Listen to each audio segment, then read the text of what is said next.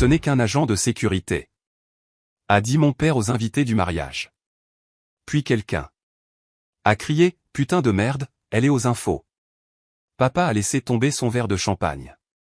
Je m'appelle Rebecca et j'ai 43 ans. Et le jour où mon père m'a qualifié de simple agent de sécurité devant 300 invités de mariage fut le jour où j'ai décidé qu'il apprendrait enfin qui sa fille était devenue. Je me tenais au fond de la salle de bal dans ma simple robe noire, observant mon frère, le fils prodige Daniel, avec sa nouvelle femme, pendant que papa régalait la table d'honneur avec des histoires sur son fils qui avait réussi et sur son autre fille qui n'avait même pas pu finir l'université. Les lustres en cristal baignaient la scène d'une lumière chaude. Mais je me sentais glacé en regardant cette performance que j'avais vue toute ma vie. 24 ans à la DEA et mon père me présentait toujours comme « Becca, elle travaille pour le gouvernement ». Avec le même ton qu'il aurait utilisé pour décrire quelqu'un qui distribue des amendes de stationnement. Je n'avais pas prévu de venir ce soir. Il y a 3 jours, j'étais à Bogota, en train de coordonner le plus grand démantèlement de cartel de l'histoire de la DEA. L'opération, tonnerre silencieux, avait nécessité 18 mois de préparation, et en tant qu'agent principal, je n'avais vécu et respiré que pour ça. Le timing n'aurait pas pu être pire. Le mariage de Daniel était prévu le même week-end que nos derniers raids. Mais mon supérieur, le directeur Martinez, m'avait prise à part après la dernière arrestation. M'avait-il dit, vous vivez dans des planques et ne tenez que grâce à la caféine depuis 2 ans. Prenez votre week-end. Allez au mariage de votre frère. C'est un ordre. Alors, j'étais là, à regarder papa charmer la foule, tel le petit vendeur d'assurance de province qu'il avait toujours été, brodant des histoires sur la promotion de Daniel au poste de directeur régional comme s'il venait d'être élu président. Et mon fils Daniel, la voix de papa porta à travers la piste de danse, il gagne un salaire à 6 chiffres maintenant. Il a un bureau d'angle, une voiture de fonction, tout ce dont j'ai rêvé pour mes enfants. Il marqua une pause, son sourire vacillant légèrement alors que ses yeux croisaient les miens de l'autre côté de la pièce. Bien sûr, ma fille Rebecca, eh bien, elle a essayé l'université, mais ça n'a pas marché. Elle a un poste au gouvernement maintenant, dans la sécurité, je crois. Rien de très important. J'ai senti la brûlure familière dans ma poitrine, la même que je portais depuis que j'avais 12 ans et qu'il avait dit aux voisins que j'étais, l'artiste, tandis que Daniel était, l'intelligent. La même brûlure qu'à la remise des diplômes du lycée, quand il s'était vanté de la bourse de football de Daniel en mentionnant à peine mon admission à Georgetown. La même brûlure à chaque réunion de famille où mon service militaire était qualifié de « jouer aux soldats » et ma carrière dans la police fédérale réduite à un « boulot de bureau à Washington ». Mon téléphone a vibré. Un SMS de Martinez, allumez la chaîne 7 maintenant. Je me suis éclipsé de la salle de bal pour rejoindre le hall de l'hôtel où une grande télévision était accrochée au-dessus du bar. Le visage du présentateur était grave alors que des images de membres du cartel arrêtés défilaient à l'écran. Dans ce que les officiels qualifient d'opération anti-narcotique la plus réussie depuis des décennies, la DEA a démantelé le tristement célèbre cartel de Santos, saisissant plus de 2 milliards de dollars en drogue et en actifs. À la tête de l'opération se trouvait l'agent spécial en charge Rebecca, une vétéran de 24 ans dont les techniques de renseignement novatrices ont fait tomber ce que beaucoup considéraient comme une organisation intouchable. Ma photo est apparue à l'écran, un portrait officiel de la DEA où je ne ressemblais en rien à la femme en simple robe noire cachée dans le hall d'un hôtel. L'agent qui détient le rang d'agent spécial en charge des opérations en Amérique du Sud, est crédité pour avoir révolutionné l'approche des agences fédérales dans les enquêtes sur les cartels internationaux. Des sources indiquent qu'elle sera probablement nommée au poste d'administrateur lorsque le directeur Martinez prendra sa retraite l'année prochaine. Je fixais l'écran, me sentant déconnecté de ma propre image. L'agent spécial en charge Rebecca avait l'air confiante, autoritaire, quelqu'un qui commandait des salles pleines d'agents fédéraux et prenait des décisions qui affectaient la sécurité nationale. Elle ne ressemblait en rien à Becca qui travaille pour le gouvernement. Rebecca. Je me suis retourné et j'ai vu ma tante Carole s'approcher, un verre de vin à la main. Ma chérie, qu'est-ce que tu fais ici? Tu manques la fête. Je prends juste l'air. Elle a suivi mon regard vers la télévision où il montrait maintenant des images aériennes des raids. Horrible, n'est-ce pas? Toute cette violence liée à la drogue. Dieu merci, tu as un travail sûr au gouvernement, pas comme ces pauvres agents qui doivent gérer ce bazar. J'ai failli rire. Si seulement elle savait qu'il y a 3 jours, je descendais en rappel d'un hélicoptère dans une propriété au cœur de la jungle colombienne. Allez viens, dit Carole en passant son bras sous le mien. Ton père va porter un toast. Tu sais comment il est quand il a bu quelques verres. Il va probablement encore raconter à tout le monde la fois où Daniel a gagné ce championnat junior. Nous sommes retournés dans la salle de bal juste au moment où papa tapotait sa flûte de champagne avec un couteau. La foule s'est tue, tous les yeux tournés vers le petit homme au smoking mal coupé qui, d'une manière ou d'une autre, captait l'attention par sa seule détermination. Mesdames et messieurs, commença papa, sa voix portant ce timbre puissant dont je me souvenais depuis mon enfance. Je veux parler de la réussite ce soir, de ce que signifie se construire soi-même. Ça y est, pensai-je. Mon fils Daniel, ici présent, fit-il un grand geste vers la table d'honneur, il est tout ce qu'un père peut désirer. Star du football au lycée, diplômé de l'université avec mention, il a gravi les échelons dans son entreprise. Il a la maison, la voiture, la femme magnifique. C'est ce qu'on appelle une success story. Des applaudissements polis parcoururent la foule.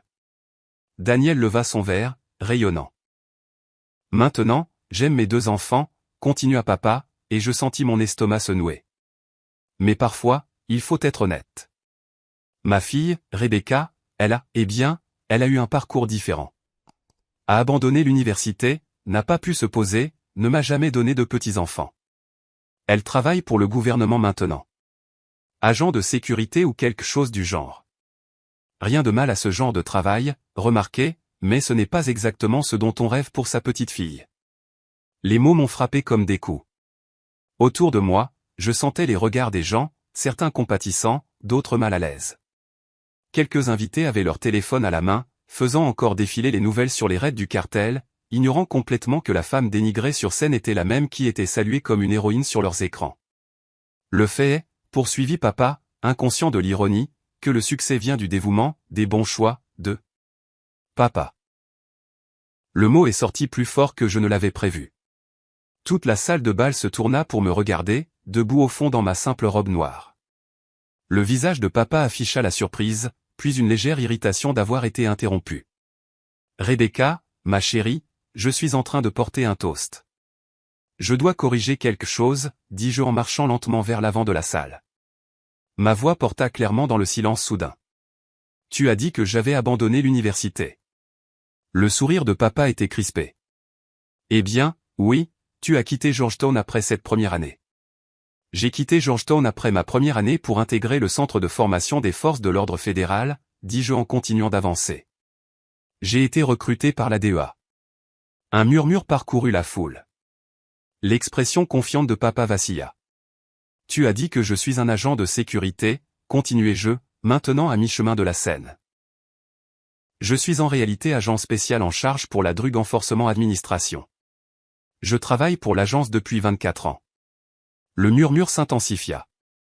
Quelqu'un à une table près de l'avant regardait son téléphone, puis moi, puis de nouveau son téléphone. Tu as dit que je ne me suis jamais posé, dis-je en m'arrêtant juste devant la table d'honneur. Le mois dernier, j'ai reçu le prix d'excellence de l'administrateur, la plus haute distinction que la DEA puisse décerner. Cette semaine, j'ai dirigé l'opération qui a démantelé le cartel de Santos, la plus grosse saisie de drogue de l'histoire fédérale. La salle était maintenant plongée dans un silence de mort. Le visage de papa était devenu blanc. Putain de merde, chuchota quelqu'un assez fort pour que tout le monde l'entende. Elle est aux infos en ce moment même. Les téléphones sortirent dans toute la salle alors que les invités cherchaient frénétiquement l'article. J'entendis des halètements, vis des visages se tourner de leurs écrans vers moi et vice-versa. Rebecca lut quelqu'un à voix haute depuis son téléphone. Agent spécial en charge, DEA, opération en Amérique du Sud, a dirigé une opération qui a abouti à la saisie de 2 milliards de dollars d'actifs et à l'arrestation de 37 membres du cartel. Papa laissa tomber sa flûte de champagne. Le cristal se brisa contre le sol en marbre, le son aigu résonnant dans la salle de bal silencieuse. Tu as dit que la réussite venait des bons choix, dis-je, ma voix stable et claire. Tu as raison là-dessus. J'ai choisi de servir mon pays.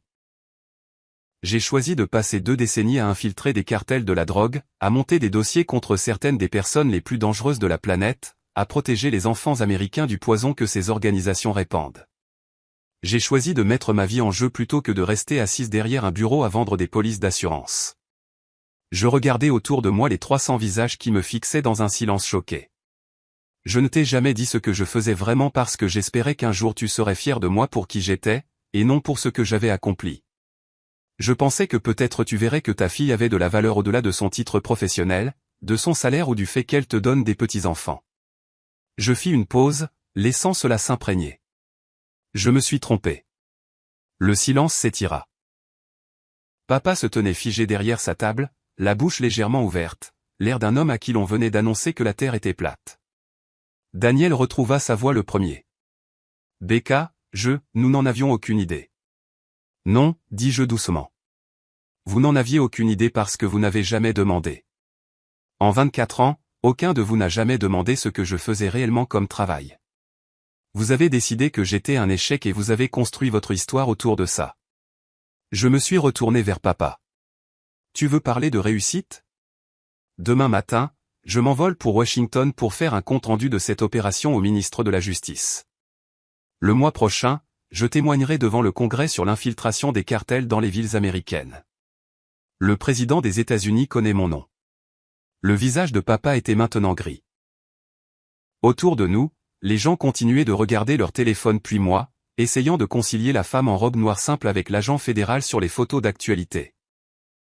Mais tu sais ce qu'est la vraie réussite, demandai-je, ma voix s'adoucissant.